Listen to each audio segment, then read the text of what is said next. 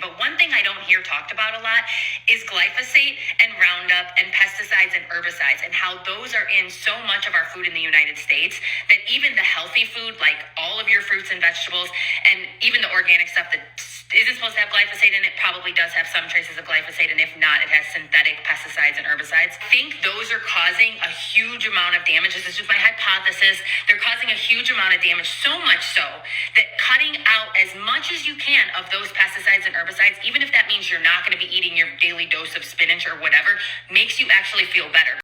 I simply can't discount the fact that some people feel better when omitting all fruits and vegetables.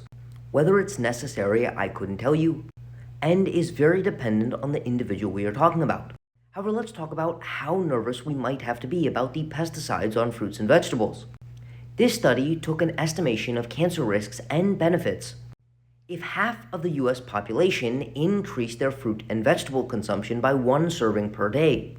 Based off the data that we have, they estimated that this would reduce cancer cases by approximately 20,000 per year.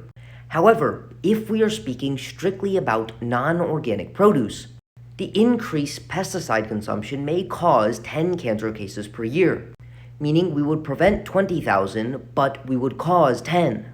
And another study indicated using conventional produce, we would save about 1.7 million lives per year if we increased our fruit and vegetable consumption, despite an increased consumption of pesticides, indicating that if you can tolerate them, the consumption of fruits and vegetables outweighs the risks of potentially increasing your pesticide consumption.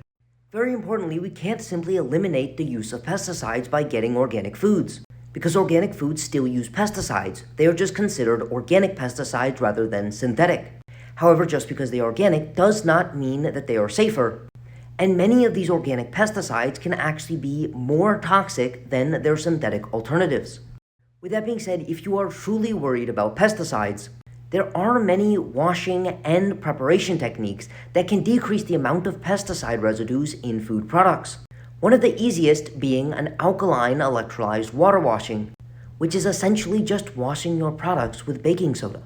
But just hand washing, blanching, peeling, thermal treatments, cold plasma, ultrasonic cleaning, ozone treatment, and enzymatic treatment are all proposed methods to reduce the pesticide residues found in food products.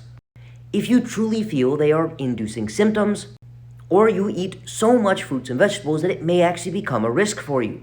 But your first step might actually be to increase your fruit and vegetable consumption in the first place, and then think about the risk of pesticide exposure.